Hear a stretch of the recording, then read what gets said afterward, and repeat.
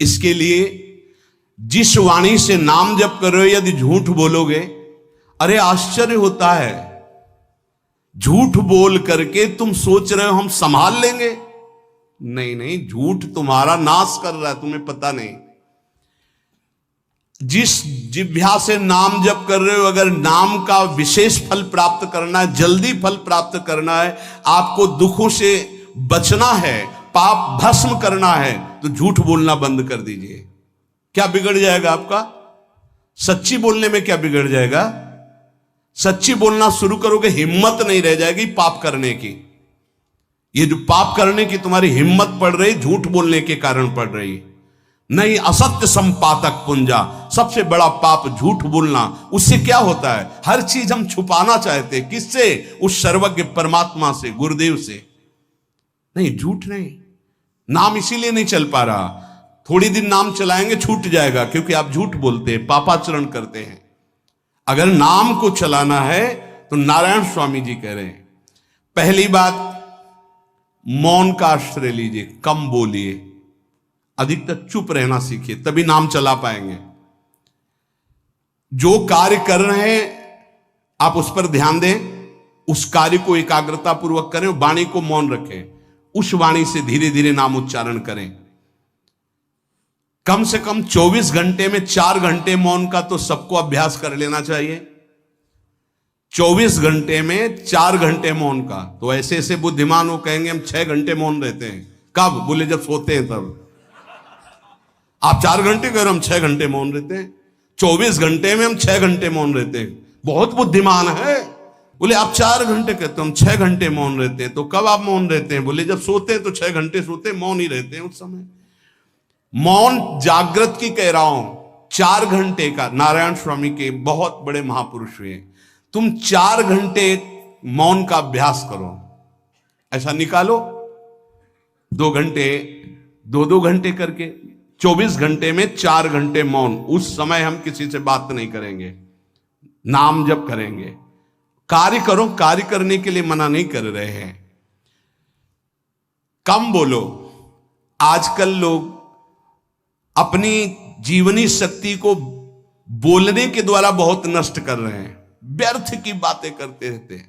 4 आदमी चल रहे हो, आप पीछे चलिएगा, सुनते, बेमतलब की बातें। नाम जप नहीं होगा, वो डिलीट नहीं होंगी, वैसे ही बनी रहेंगी, अगले जन्म के लिए तैयार हो रहा है। इसलिए नाम यदि सिद्ध करना है, नाम का फल लेना है, नाम का आनंद लेना है, तो वृथा भाषण बंद करो, बेकार की बात बंद करो। जितना कम बोलने से काम चल जाए उतना। सामने वाले को बोलने दीजिए, आप बीच में नाम चल रहा है जी, नाम चल रहा है। जब कोई आवश्यक बात हुई, पवित्र शब्द बोल दिया, नहीं चुपचाप सुनो। उसको लग रहा है कि आप संभाषण करो, मान लो रिश्तेदार है, नातेदार है, मित्र, अब आप व्यवहार में हैं, आप सीधे ये तो नहीं कह सकते हमसे बात मत करो, नहीं, हाँ बात कीजिए, लेकिन आप कम बोलिए, उसको बोलने दीजिए, आप नाम जप कीजिए, जरूरत भर बात कीजिए। बात में भगवान की चर्चा हो तो कोई बात नहीं, अगर प्रपंच की चर्चा है तो बचने की कोशिश कीजिए। अपने संबंधियों, अपने दोस्तों, अपने व्यवहारियों से व्यवहार, दोस्ती, संबंध शिथिल कीजिए, तभी नाम में प्रीति होगी। अगर ये कि अब हमारे दोस्त आ गए हैं तो फिर वो दोस्त छूट जाएगा नाम, अब बातें शुरू हो गई प्रपंच की। धन्य है ऐसी बुद्धि जो प्रियजनों से भी संभाषण केवल भगवत वाक्यों का, अन्यथा नहीं। इसीलिए इस मार्ग को वर्ण करना बहुत कठिन है। एक ऐसा तुम्हारा निवास स्थान होना चाहिए अलग, जिसमें अपने रिश्तेदार, नातेदार, व्यवहारियों का प्रवेश ना हो। आपकी शैया अलग होनी चाहिए। अगर नाम जापक नाम सिद्ध करना चाहता है, नाम का फल लेना चाहता है, नाम निरंतर चलाना चाहता है, तो जिस आसन पर आप बैठते हैं उसी में प्रपंची, विषयी, संसारिक वृत्ति वाले बैठेंगे तो भजन की वृत्ति नहीं बन पाएगी। एक ऐसा, वैसे होते हैं घरों में बैठने वालों का अलग, लेकिन साधन कक्ष अलग होना चाहिए अपना।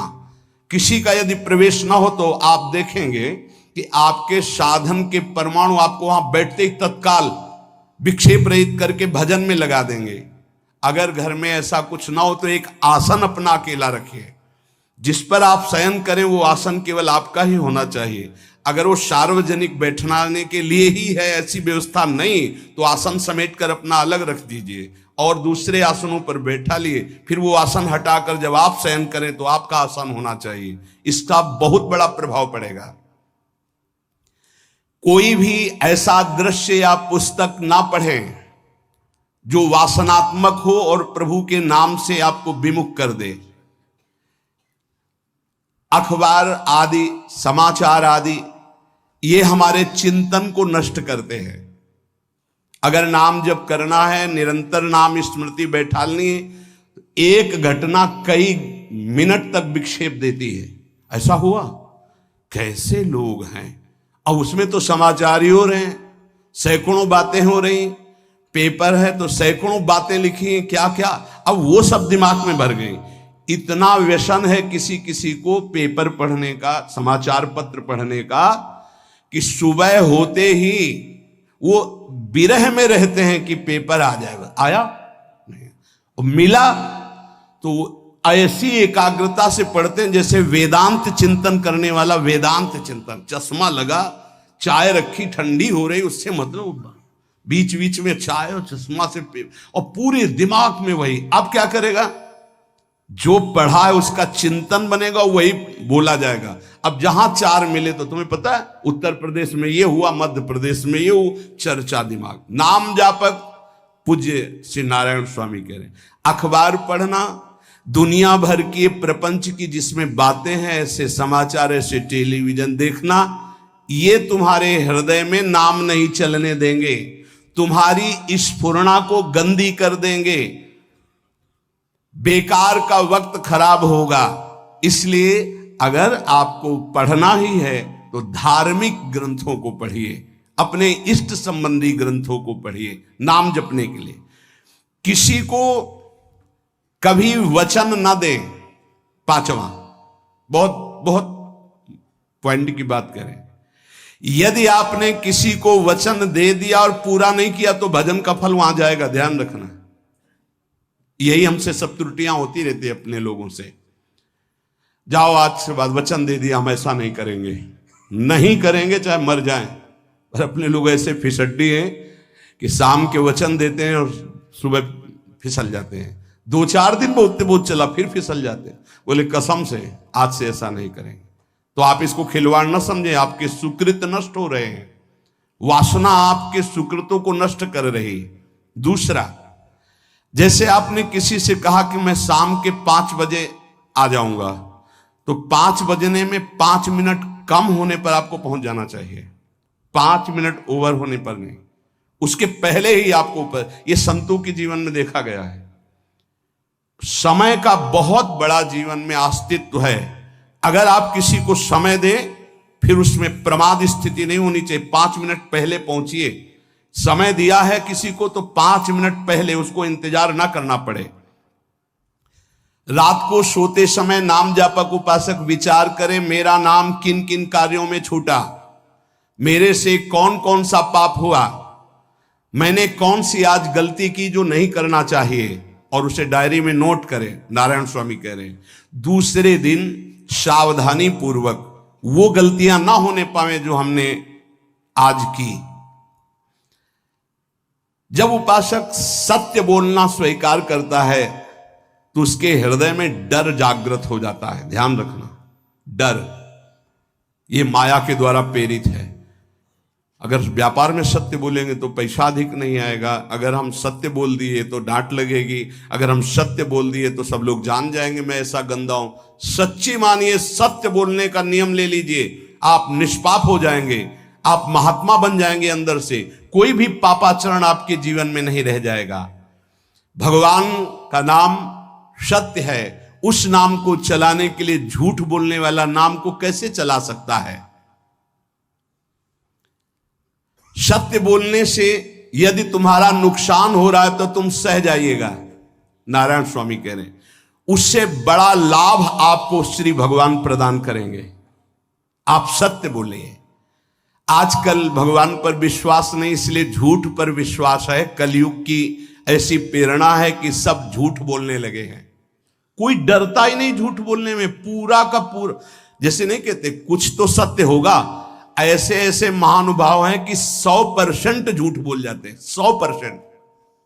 धन्य है मोबाइल जो झूठ बुलाने में बहुत प्रवीण है, बहुत प्रवीण है। अरे भाई हम नहीं मिल सकते, आज हमारा मन नहीं है, खत्म खेल हो गया, सत्य बात है, नहीं मिल सकते आपसे, मत उठाओ फोन। अगर तुम्हें झूठे ही बोलना है तो फोन क्यों उठाओ? नहीं बोलेंगे, नहीं उठाएंगे तो समझ जाएगा कि उनकी रुचि नहीं। ये झूठ क्यों बोलना, सत्य बोलो। झूठ से यदि आप बच गए तो आपके जिह्वा पे नाम निरंतर चलने लगेगा। ये झूठ ही नाम नहीं चलने दे रहा। असत्य आचरण, छुपाने की वृत्ति, असत्य भाषण, ये नाम में प्रीति नहीं। किसी को भी फुसलाने के लिए झूठ मत बोलिए। सत्य बोलने का अभ्यास कर लिए तो पापी जीव भी महात्मा बन जाए। सत्य आवश्यक है। एक बड़े कागज पर ऐसी जगह लिख के रख लो जहां तुम उठते बैठते देखते हो कि मुझे सत्य बोलने का नियम लेना है, झूठ नहीं बोलना है। सत्य साधन कर लो, फिर देखो नाम कैसे चलता है। तपस्या, बड़े बड़े पुण्य, बड़े बड़े तीर्थ स्नान उतना पवित्र नहीं करेंगे जितना सत्य बोलने से होगा। पर बहुत कठिन है इस समय सत्य बोलना। मतलब बात बात पे असत्य का ही वर्ताव हो रहा है, असत्य का अच्छा, ये कोई संसारी आदमी में नहीं, कुछ ऐसे होंगे जो सत्य की वार्ता करते नहीं। प्रायः क्या जाता है, झूठ बोलने में बोल दिया और सामने वाला राजी हो गया, हम निकल गए। लेकिन सत्य ना होने के कारण आप में सत्य आचरण, सत्य स्वरूप भगवान का नाम, भगवान को कहा गया सत्य नारायण, वो नाम नहीं चलेगा। भजन करने का पहला साधन है सत्य बोलना। जबान से सत्य बोला जाए। और भजन की संख्या प्रारंभ में जरूर लेनी चाहिए। यदि 10 माला का नियम लिया, 20 माला का नियम लिया, तो उसे निर्वाह करो। जैसे यहां शरणागति मंत्र मिलता है तो 11 माला प्रारंभ में दी जाती कि आपको करना ही है, ज्यादा हो जाए वो ठीक, 11 से कम वो कभी जीवन में नहीं।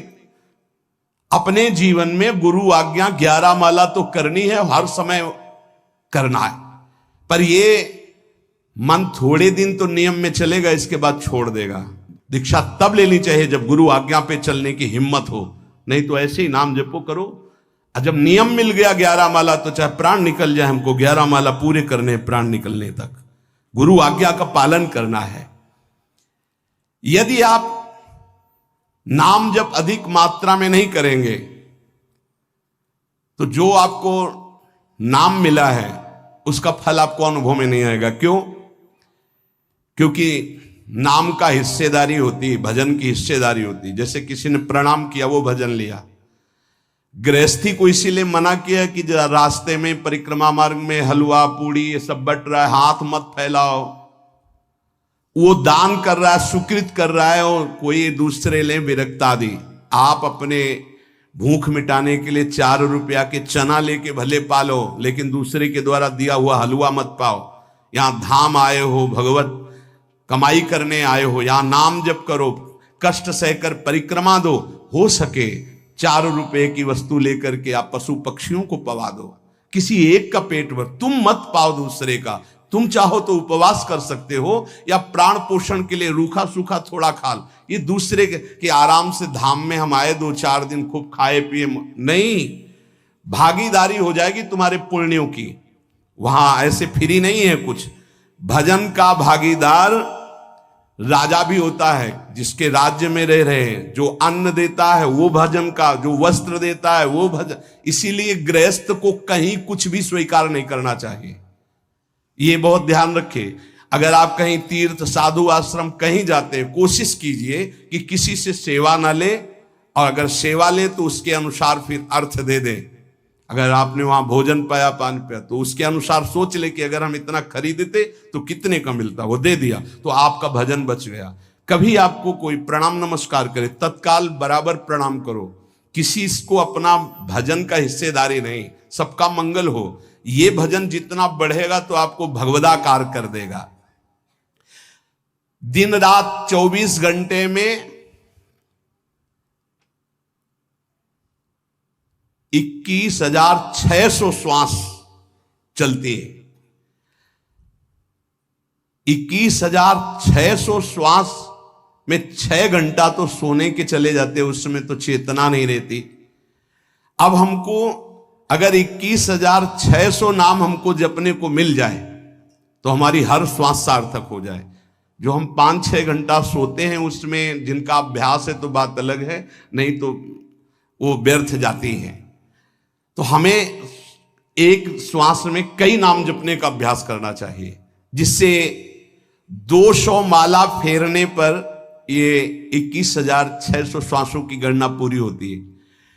अगर हम 200 माला का नियम ले तो इतना हो सकता है। तो हमें लगता है अगर हर समय माला नहीं ले सकते तो श्वास वाली माला बहुत अच्छी रहती है। श्वास में 4 बार खींचो, 4 बार नाम लेते हुए छोड़ो। दूसरा साधन एक छोटी माला ले ले, जो आजकल तो काउंटर चला है। काउंटर में ज्यादा सुविधा संसार के क्रियाओं में रहने वालों को होती कि किया अपनी जेब में डाल लिया। तीसरा साधन वो बहुत कठिन है, मन की वृत्ति से नाम जप करना।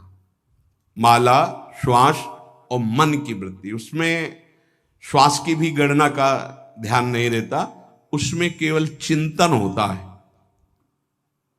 चल रहा है। पर ये आखिरी स्थिति होती, इसी के बाद वो परिपक्व अवस्था होता है। जिह्वा से धीरे धीरे नाम उच्चारण करते हुए ये पहला अभ्यास है। प्रारंभिक को एकदम मानसिक में नहीं पहुंचने की चेष्टा करनी चाहिए, 2-4 नाम के बाद मन प्रपंच में फंसा देगा। दूसरा अभ्यास कंठ से में, जैसे हम जिह्वा से राधा वल्लभ श्री राधा वल्लभ श्री राधा वल्लभ श्री, इसे वाचिक जप कहते हैं। मंत्र नहीं होगा, ऐसे नाम होगा। फिर उपांश ऐसे, फिर कंठ से चलता है, फिर हृदय से चलने लगता है, फिर नाभि से चलता है। जिसका नाभि से चलने लगता है उसका परावाणी के द्वारा भजन, वो सिद्ध पुरुष कहा जाता है। 4 वाणी, परा, पश्यंती, मध्यमा, वैखरी। वैखरी जो बोल रहे हैं, जो कंठ से, फिर हृदय से पश्यंती, परा नाभि से, मूलाधार केंद्र से लेकर के संपूर्ण ब्रह्मांड में इसमें नाम गूंज रहा है, वो सिद्ध पुरुष का होता है। पहला अभ्यास जिह्वा हिला करके शुरू करें, राधा राधा राधा राधा। फिर कंठ से, कभी हमारे सदगुरुदेव भगवान को देखना, अगर कोई आ गया और बातचीत का हुआ तो यहां से तत्काल चलता दिखाई देता है ना, कंठ ऐसे ऐसे हिलने लगता है कंठ। अगर शांत बैठे तो फिर नहीं दिखाई दे। अगर कोई है आसपास तो इतनी तीव्रता लगन होती कि कहीं छूट ना जाए नाम। कंठ से विशिष्ट अभ्यासी का, फिर हृदय से परिपक्व अभ्यासी का, और नाभि से सिद्ध महापुरुष का, परावाणी से चलता है। अगर 1 वर्ष तक जिह्वा से अभ्यास किया जाए, ये मैंने किया है, नारायण स्वामी कहते हैं, तो दूसरे वर्ष में कंठ से प्रारंभ हो जाता है। 2 वर्ष कंठ से चले तो अगला हृदय से प्रारंभ हो जाता है, और हृदय से 3 वर्ष चले तो फिर नाभि से 7 वर्ष में नाम सिद्ध हो जाएगा। अगर नियम पूर्वक झूठ ना बोले, सत्य आचरण करे, ऐसे नाम जप करे। हम ये कहते हैं कि चलो थोड़ा धीमे ही सही, पर 12 वर्ष में तो आपको सिद्ध हो जाना चाहिए। 12 वर्ष, यहां बोले 30 वर्ष के 50 वर्ष हो गए साधन करते हो, ज्यों कहते हो कोई परिवर्तन नहीं। इसका मतलब अंदर से नाम नहीं चलाया जा रहा, नाम में रुचि नहीं। 12 वर्ष में तो भगवत साक्षात्कार करके जागृत स्वप्न सुषुप्ति अवस्था पर विजय प्राप्त कर लेता है साधक। ऐसा ही स्वामी जी ने किया। नारायण नारायण नारायण नारायण नारायण, ऐसी सिद्धावस्था हो गई थी। एक टाट की लंगोटी, एक रस्सी कमर में, बस। बड़े ही उच्च कोट और बहुत बड़े अरब खरबपति घर के बालक थे। सारी सिद्धियां उसके पैरों में लौटने लगती हैं, जिसका नाभि से भजन प्रारंभ हो जाता है, परावाणी से। अजपा जाप उसे ही कहते हैं। जो नाभि से होता है। अजपा जाप करने वाले उपासक में जो अजपा जाप करने की चाह रखते हैं, पहला भोजन पर ध्यान दे, सात्विक भोजन, पवित्र भोजन।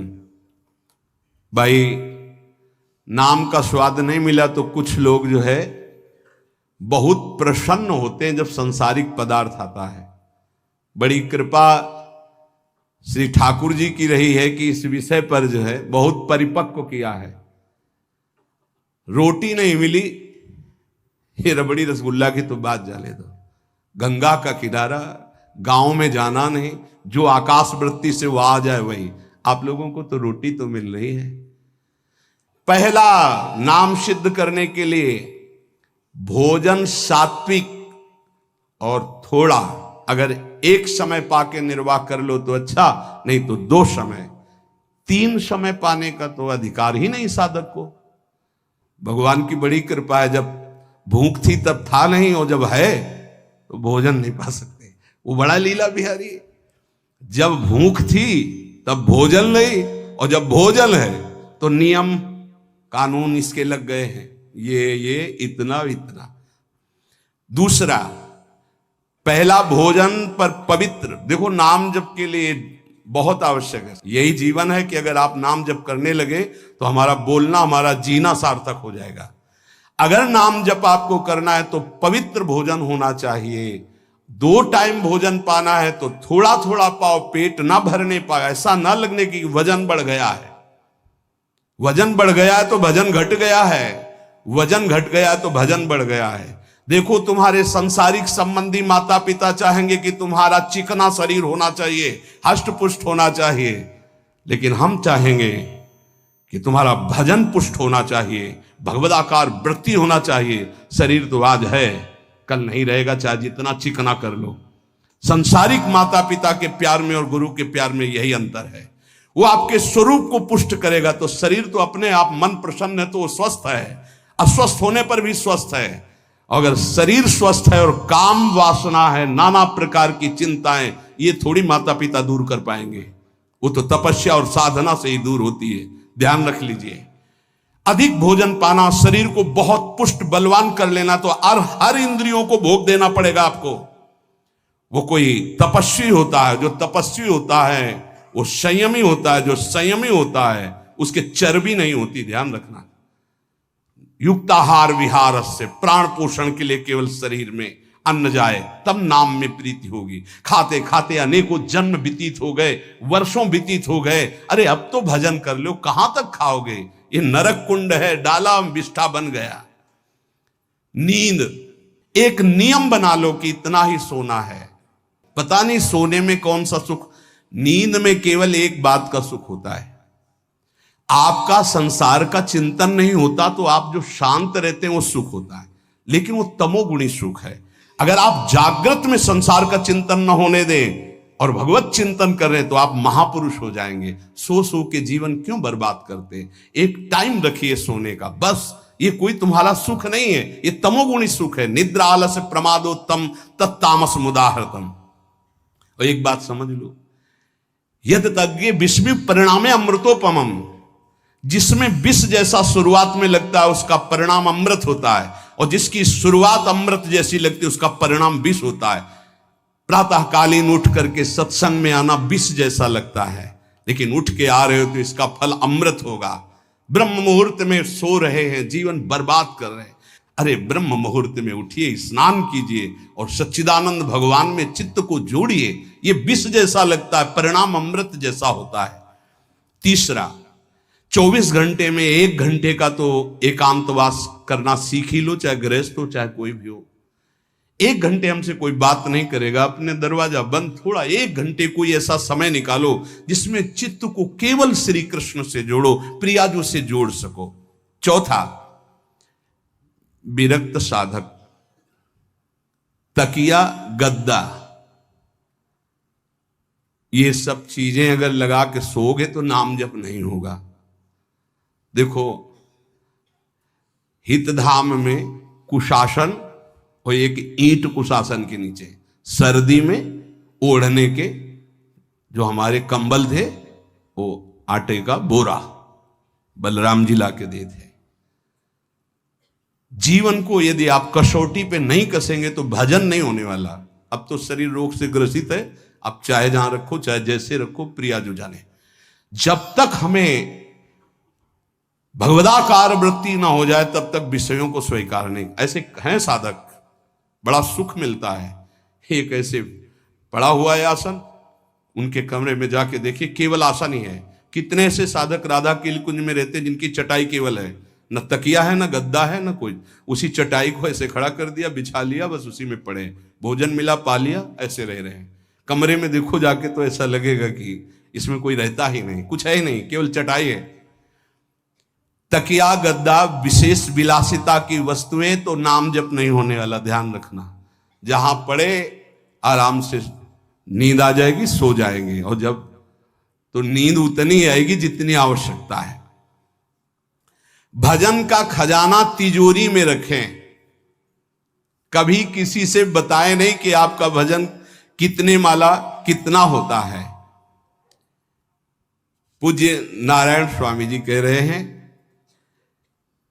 भजन को खजाने में रखने का मतलब है लूटने वाले डाकू माया भेजती है, काम क्रोध लोभ मोह मद मत्सर आदि, और प्रिय गृहस्थ भगत आदि। कैसे प्रिय गृहस्थ?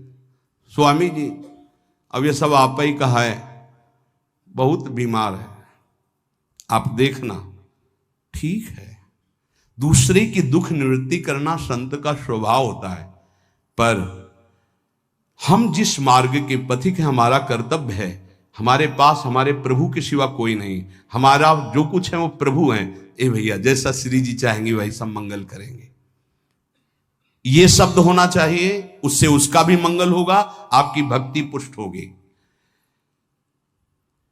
कभी भी जो गृहस्थ में भजन करता है, किसी भी तरह का किसी से भी कोई प्रतिग्रह ना ले, नहीं ले लो, ये लो ही बढ़िया है, रख लो, नहीं महाराज हमारा ये मार्किन का गमछा ही काफी है हमारे लिए, नहीं नहीं नहीं, ये प्रसाद पाल, हाँ इतना किनका दे दीजिए, भगवत प्रसाद है, ये हमारे लिए पर्याप्त। गृहस्थी में अगर आप भजन करते हैं तो अपने भजन को बचाने के लिए किसी से भी दान पुण्य, किसी का भी बट रहा है वो स्वीकार न करें, किसी से प्रणाम नमस्कार, किसी से अपनी सुविधा सेवा स्वीकार न करें। और जो विरक्त है उसको ध्यान रखना चाहिए कि हमारा जीवन केवल जगत मंगल के लिए विश्वेश्वर भगवान को समर्पित जीवन है। ना हम किसी को शाप दे सकते हैं, ना किसी को वरदान दे सकते हैं। सेवक स्वामी की इच्छा को देखता है, ऐसा ऐसा, हाँ प्रियाजू की जैसी इच्छा होगी वैसा नहीं, आप ऐसा नहीं, प्रियाजू का बस जबान से कभी ना किसी के प्रति शाप का, और ना हरिराम व्यास जी ने कहा है कि शाप और वरदान हमारे स्वामी की, तो हमें हर बार में यही बोलना है, जैसी प्रियाजू की इच्छा, जैसी श्यामाजू की इच्छा। नहीं आप कुछ कह दीजिए तो राधा राधा राधा, नहीं कैसे मंगल होगा, आशीर्वाद दीजिए राधा राधा राधा, बहुत संभाल के।